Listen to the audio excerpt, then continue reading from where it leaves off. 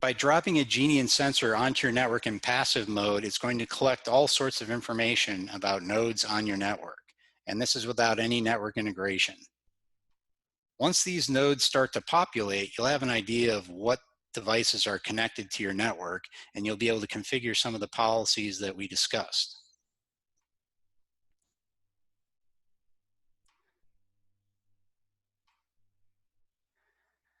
So there's many different policies here that have different uses, as the names may imply. So you have an enforcement policy, you have a group that is a matching criteria, and then you have a permission that you can assign all the way down to a particular time of day. You can get very granular with these permissions. But today, we're really going to be focusing on this middle section. So we're going to be talking about the printer scenario, we're talking about the end of life scenario and the CVE scenarios, and we're going to take a closer look at what that looks like. So remember, we actually discussed creating a policy for printers. This is that policy. This is very easy to create. This is wizard based. So we talked about any device that, even though it's a printer, if it's not in my authorized printer platform, we're going to actually restrict it to internet. So that's a very easy policy to configure. Once it's configured, devices that match that policy are going to show up.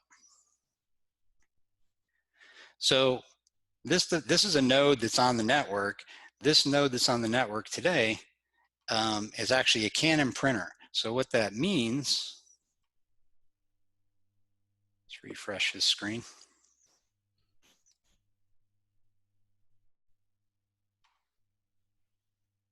What that means is, yes, this is a printer. However, this is not the specific platform that I authorized as a authorized printer platform. So that gives you the ability to know that someone connected a printer to your network. It probably has HTTP enabled, and then you could do something with that. Your pre-screened authorized printer platform, which was the HP specific model platform, those devices would be able to connect to the network, but you can optionally restrict this one as the example policy showed.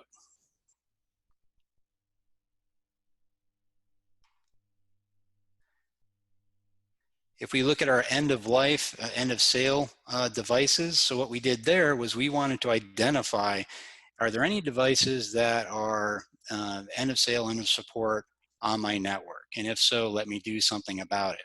So we have a couple of devices that matched on this policy. So what we see here is we have two networking platforms that are on the network, and they're actually end of sale. So if I click on this, this will take me directly to the Genian's DPI database and give me the detailed information that was obtained. So you can see this particular platform, it is end of sale, but it's not end of support just yet. So what this allows you to do is, before you get into trouble, and like some of those examples we talked about early on in the webinar, and you get compromised or have a data breach or some other cybersecurity incident because you have an end of support unpatched device in your network, you're able to mitigate this ahead of time. You're able to identify this, and you're able to take action before that becomes end of support and actually use that to protect yourself.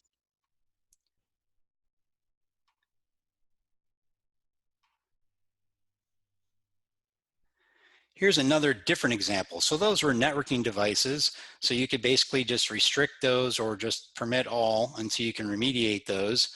Or once they've reached end of sale or end of support, you could do something more strict with them. But for a device with an end user behind it, like Windows 7, you can actually treat those a little bit differently. So with Windows 7, you know it's coming up as end of life, so you can identify that end of life platform. You can put a captive portal in front of the end user and let them know. If this is not a managed device and people need to self-remediate because it's a BYOD environment, this allows them to actually know that they're going to be in trouble and they need to upgrade. And here are the upgrade paths. So you can actually educate your end users and protect your network at the same time.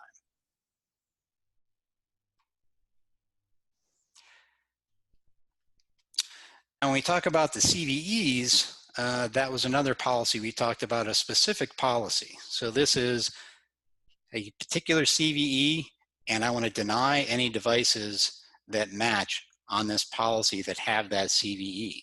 So we see there's a device here that is on the network that matches on this. So here's the camera that we looked at earlier. If we click on that, we can actually see that, yes, this is end of sale, end of support.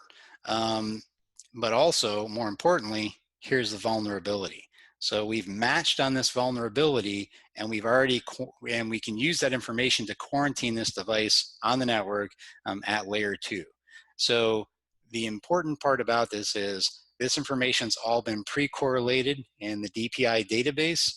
You did not have to run a vulnerability scan. You don't have to manually correlate a vulnerability report with the active devices on your network. That's all been done for you in one solution.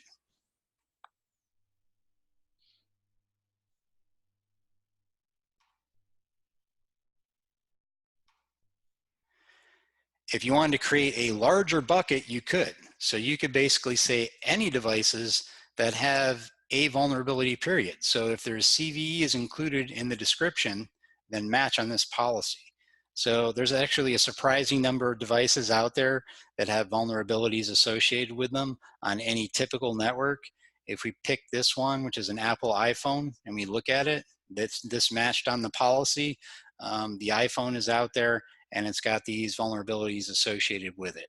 So what you can do is then take further action to make sure that this particular vulnerability, that this vulnerability is not something that is affecting the particular version that your iPhones may be running.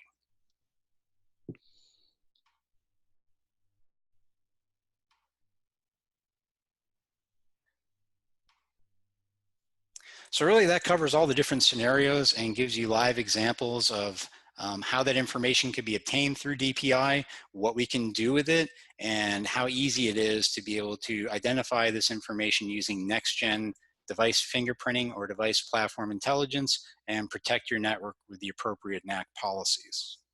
Great, thanks, Brett. I think we have some time for questions. We have a few that were submitted in advance of the webinar today, and we certainly can entertain some more. So if people do have questions, please populate the Q&A box at the bottom of the screen. This first question that came in is the DPI information for devices on the network ever inaccurate? If so, is there a way to override the platform type that gets associated with that device?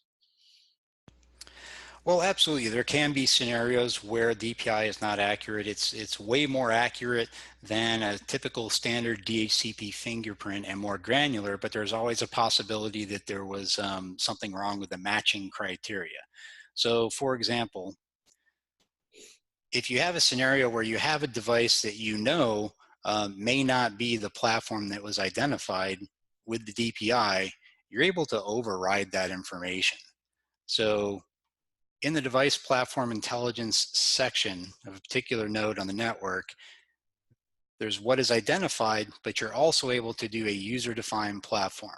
So you could plug in whatever you want here, and you could say, hey, this isn't an ASUS RTAC68P, maybe it's an ASUS something else or some other kind of router. So you can actually define this particular platform. Not only that, but you can actually report an incorrect platform. So in addition to defining this, you can click the report incorrect platform button. What's going to happen is all of the information used, the low-level detailed information used to correlate that device with a particular platform, will be sent to our team of DevOps engineers, and they'll actually rectify that. You can include your suggested name, tell us any other information, hit submit, and that will automatically open a ticket with our DevOps team. All right, good to know. The second piece that came in here, is there a historical record of any kind when new devices are detected, or if the DPI information associated with the device changes?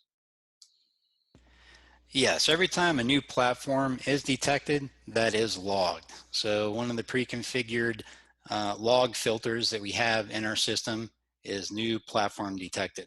So anytime that happens, There'll be a log entry indicating that there was a new platform detected. Also, if anything changes, it's logged here. So if we look maybe for an example of one that was refined further, phone.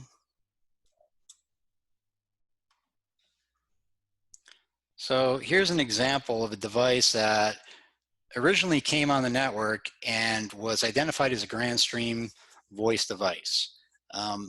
Through additional information that it gained from the network, it was able to further refine it to a particular Grandstream model. So, and then of course it redefines that, and that is the new platform detected. So there's a historical logging. This all happened, by the way, in 1 second. So this is not a lengthy process. So this is another example of how DPI is much more granular than just configuring something that says VoIP phone.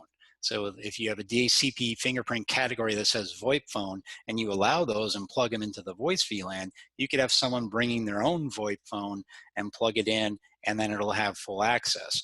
But if you only have a particular manufacturer and model of VoIP phone that you want to authorize on the network, that is why DPI granularity is so important. Okay.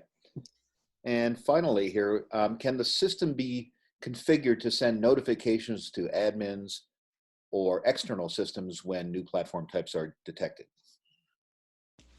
Yes, you can take any kind of filter, log filter, so any event that you want to create, or any pre-can log filter, you can actually send out notifications on that information.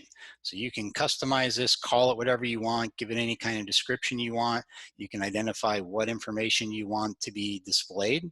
Once you define that criteria, you can actually send that information through SMS or email to system administrators, help desk, etc.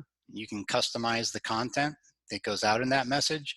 You can also do syslog, SNMP, webhook, etc. So you can export this information into external systems. So you could take the inherent value of device platform intelligence, which is much more detailed and granular than device fingerprinting, and you can actually feed that to external systems so they can utilize the platform specific information.